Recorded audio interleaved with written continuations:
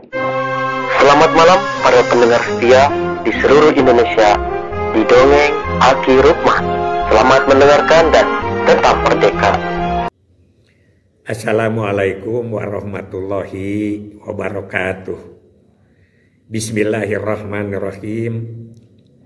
Alhamdulillahilladzi anjala sakinata fi qulubil mu'minin liyazdadu imanama imanihim. Segala puji kepunyaan Allah yang telah memberikan kecerdasan-kecerdasan kepada pikiran-pikiran manusia. Bapak, Ibu, dan kawan-kawan sekalian, alhamdulillah begitu Aki cerita tentang sejarah perjalanan, padahal yang diminta itu adalah GPKPS. Tapi nanti harus cerita dulu. Aki mau pelan-pelan ceritanya karena ini permintaan tentang sejarah. Mudah-mudahan katanya yang Aki ini menjadi arsip untuk anak cucu kita. Cep Najil, bagaimana sekarang Ki? Katanya, ya itu mah kuman Cep Najil sekarang mah. Kata Kang Suherman dari Indramayu, dulu itu benar-benar zaman Pak Harto itu ya. Sekarang juga bagus sih. Cuman beda zaman. Nah, selanjutnya Aki akan cerita sampai tahun 90 dengan Population Award yang Aki ceritakan kemarin dengan spanduk terpanjang di dunia, maka lahirlah revisi menyeluruh. Bukan revitalisasi, kalau revitalisasi kan kembali ke belakang. Ini mah revisi menyeluruh, yaitu dengan lahirnya Undang-Undang Nomor 10 tahun 1992. Undang-Undang Nomor 10 itu adalah perkembangan penduduk dan pembangunan keluarga. Nah, ini Undang-Undang 10 ini adalah perkembangan penduduk dan pembangunan keluarga. Ini akan akhir rinci. Perubahan apa yang terjadi? Yang pertama, dari KB menjadi pembangunan keluarga. Sebetulnya ya di dalam pembangunan keluarga itu ada KB ya, tapi itu lebih dibesarkan lagi kita itu, walaupun setingkat badan. Jadi badan koordinasi kan waktu itu. Jadi kita ada perubahan dari KB ke pembangunan keluarga. Kedua yang berubah itu apa? Yaitu dari NKKBS kepada keluarga sejahtera. Padahal sebetulnya itu juga kan. Hanya ini adalah lebih vulgar lagi. Yang ketiga dari Pertasi Kencana ke Harganas. Nah, ini 3 perubahan itu. Nah, saat itu Aki sedang jadi penmot. Sederhana. Undang-undangnya itu hanya ada 9 bab dan 29 pasal. Tapi karena Aki itu adalah sebagai kasih penmot di Jabar, saat itu bertanggung jawab atas hafalnya, atas pahamnya terhadap Undang-Undang 1092. Kan kalau penmot itu jubirnya, spekernya ya, yaitu humasnya BKKBN. Jadi yang paling terdepan harus tahu. Nah, di situ bebannya berat karena kan yang paling menjelaskan terdepan adalah penmot, baik di radio, di koran, di masyarakat dan lain sebagainya.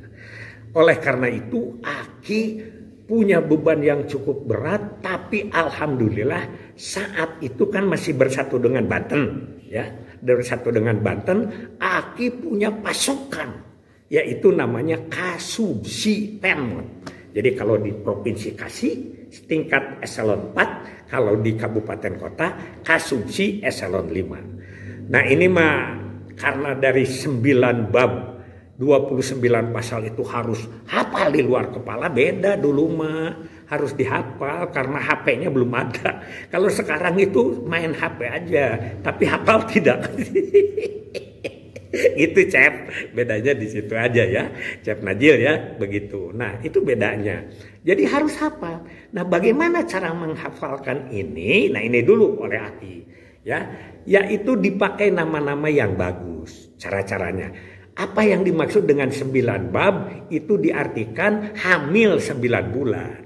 Jadi mengatur kehamilan. Itu. 29 pasalnya 2 dengan 9 11. 11 itu sawelas. Sawelas itu saling ngasihani di antara keluarga yang disebut dengan keluarga harmonis. Begitu cara menjelaskannya. Ada lagi 992 ditambah 20 April tanggalnya menjadi 112, satu ayah, satu ibu, 2 anak. Itu menjelaskannya. Kemudian bagaimana supaya hafal yang 9 bab dan 29 pasal itu, Aki bersama para kasumsi penmot pakai pola pesantren. Pola pesantren, mondok, menghafal, hardopal.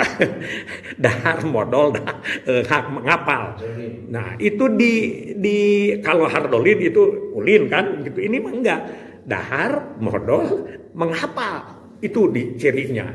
Nah, dibagilah 5 wilayah. Kan dulu Jabar itu 5 wilayah termasuk yang Banten sekarang. Wilayah 1 Banten. Nah, sekarang Aki akan memberikan dulu obrolan-obrolan, barangkali kawan-kawan masih ingin ngobrol dengan, sekarang mah sudah pada para sepuh ya, kasumsi penmot yang dulu Aki juga sudah Aki kan. Nah, itu ada nama-namanya, tapi sebagian sudah meninggal dunia. Ya, mudah-mudahan yang sudah meninggal dunia diterima iman Islamnya. Yang masih hidup mudah-mudahan para sehat. Yang pertama di wilayah 1 Banten. Di wilayah 1 Banten itu ada Kang Neni. Kang Neni itu di Kabupaten Lebak, Rangkas Bitung. Mudah-mudahan sekarang masih hidup. Aki juga kehilangan jejak gitu ya. Itu orang Lebak masih ada nggak Kang Neni? Istrinya bidan kan gitu. Kemudian di Pandeglang Kang Otan Aokatan. Wah, itu pacarnya siapa? Tanti Yosepa ya. Kasep orang nanti. Aki juga kalah pamor gitu ya. Itu sudah almarhum. Ini baru-baru ini.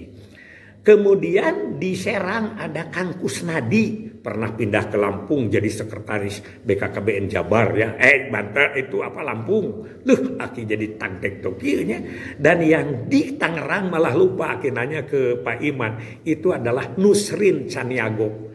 Itu penmotnya. Hanya 4 di wilayah Banten itu.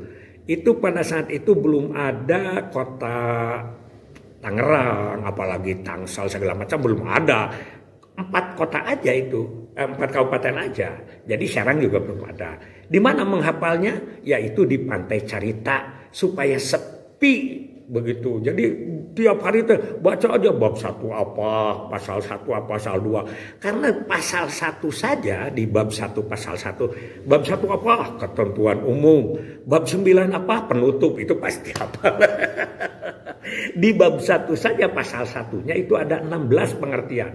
Dari mulai pengertian penduduk, kependudukan, migrasi, keluarga berencana, keluarga sejahtera, ketahanan keluarga, keluarga rentan, dan lain sebagainya harus hafal. Apalagi juga waktu itu, sekarang sudah lupa-lupa lagi. Itu di Pandeglang. Kemudian di wilayah 2 Bogor, itu kan wilayah 2 Bogor, itu masih pada hidup sekarang. Yaitu pertama Kang Iman, Ustadz Iman, di kota Bogor itu beliau itu ya, di bawah Bunia waktu itu. Kemudian di kabupatennya Imron Rosai. Hilang jejak karena pindah ke pusat sudah doktor. Kemudian ada di mana di Bogor itu Cianjur kan, Cianjurnya Kang Rahmat Khotimin, terakhirnya adalah asisten ya atau apa kepala BKKBN Cianjur. Kemudian di Sukabumi di kotanya ada Ustadz Nanang, sekarang masih ada.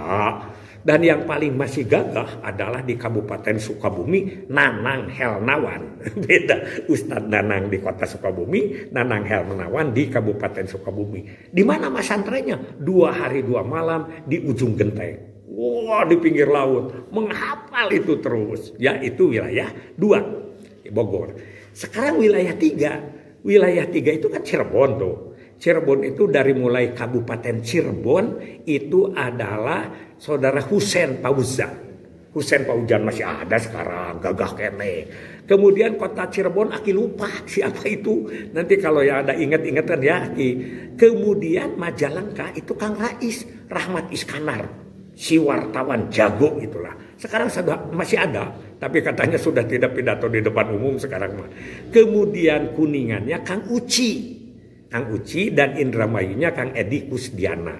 Waduh, aki mah cenah hafal, eta mah dihafal-hafalkeun we supaya teu linglung gitu ya. Di mana pertemuannya? Di Linggarjati. Linggarjati kan sepi di situ, desa Linggarjati, tapi bukan di gedung Linggarjatinya. Oke? Nah, itu di situ.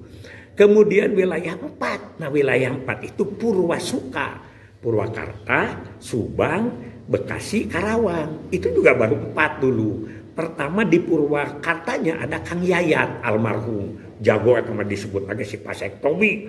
Nyupiran iya apa? Kayaknya jago lah ya, nyupiran mobil tentara bawa vasektomi ke Bandung.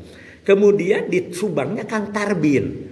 Kang Tarbin itu mertuanya punya radio yang disebut Benpas, Benteng Pancasila. Yang ketiga di Karawangnya Kang Lili, ini juga tahu dari Kang Juhro ya, lupa lagi akhir namanya. Dan yang di Bekasinya adalah Kang Mulyadi almarhum. Oh, itu di mana tempatnya? Itu di Ciater, di Tongoh, di Tiisnya begitu, di wilayah 4. Nah, wilayah 5, wilayah 5 itu kan Priangan dan Priangan Timur. Kabupaten Bandung Kang Ios Rosai itu sudah meninggal. Suaminya Bu Nunung. Kemudian yang kedua adalah Kota Bandung Kang Amin. Kang Amin sekarang masih ada, beliau terakhir bidang ya. Yang Sumedangnya Asep Subita. Si nikmatun kololatun karena nikmat kakolotnakeun gentos istri. Istri yang dulu meninggal dunia.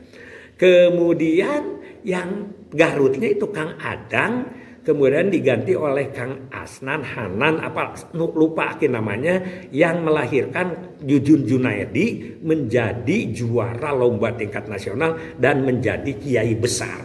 Itu binaan Penmot Garut itu teh. Nah, yang Tasiknya itu Kang Erik, yang beliau membantu bangunan tentang spanduk terpanjang di dunia itu yang 5 km. Kang Erik itu yang ngumpulin segalanya ya, bambunya dan lain sebagainya. Kemudian Ciamisnya ini belum ada Pangandaran, belum ada Banjar belum, yaitu Kang Undang Suherman. Jadi kalau mau itu bagaimana cara menghafal undang-undang itu ya di satu tempat. Di mana tempatnya? Itu yang Priangan, yaitu di Sampireun di Garut. Sampireunnya belum ramai seperti sekarang, belum mewah sampai sekarang, tapi masih kampungan lah. Rumahnya juga masih butut-butut begitu. Tapi itulah kemampuan Penmot saat itu ya. Sehingga Penmot itu hafal lah minimal, paling tidak pasal sekian tentang ada yang hafal sampai lafaznya dan lain sebagainya. Itulah cara dulu, barangkali mau berbicara silahkan. Sekarang bagaimanalah kalau sekarang tidak rumit seperti dulu, karena sekarang dengan teknologi yang canggih ya, teknologi canggih. Tapi biasanya dengan teknologi yang canggih itu timbul kemalasan untuk menghafal, untuk membaca, karena mengandalkan kepada kalau lupa nih lihat kan HP gitu. Punten ya, itu cara yang berbeda. Mungkin harus seperti sekarang, karena sekarang ini adalah sudah didukung oleh temuan-temuan keilmuan. Itu dulu, nanti besok kita lanjutkan. Ini rada panjang cerita, belum sampai ke GPKPS-nya belum. Ini baru sampai sejarah-sejarahnya dulu. Hasbunallahu wa ni'mal wakil, ni'mal maula wa ni'man nasir. Wassalamualaikum warahmatullahi wabarakatuh.